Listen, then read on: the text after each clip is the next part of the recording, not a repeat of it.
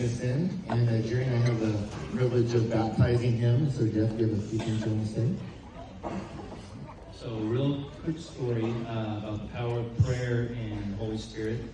A little over 18 years ago, my beautiful wife and I moved in across the street from these amazing people here, Jeff and Sandy. Sandy invited, it's kind of a flow chart, but Sandy invited us onto the church. I wasn't a church guy, didn't grow up in church. Ended up going, and I love the worship music, and that kind of hooked me a little bit. Fast forward many years. About 4.5 years ago, a dear friend to many of you, Ann Chrysler, went to be with Jesus. And that was the first time I'd ever been in this building, was her service. I think you probably remember that. And I was super moved. We walked out, and my wife asked me, "Do you want to go to church on Sunday?" I said, "Yep." That was the power of the Holy Spirit moving right there.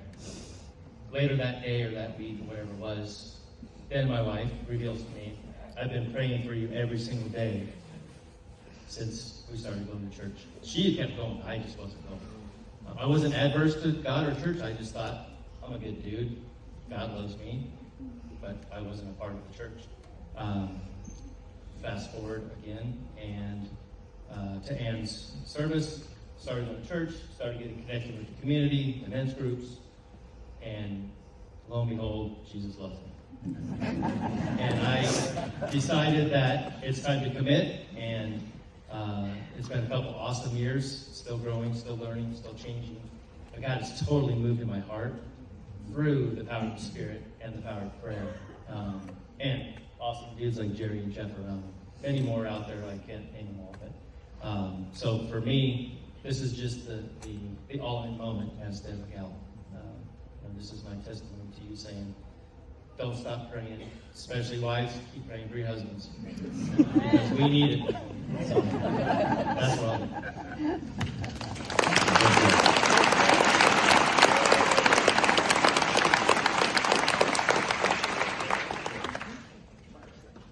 Well, Jeff, because of your profession of faith, it is very my privilege to baptize you in the name of the Father, the Son, and the Holy Spirit.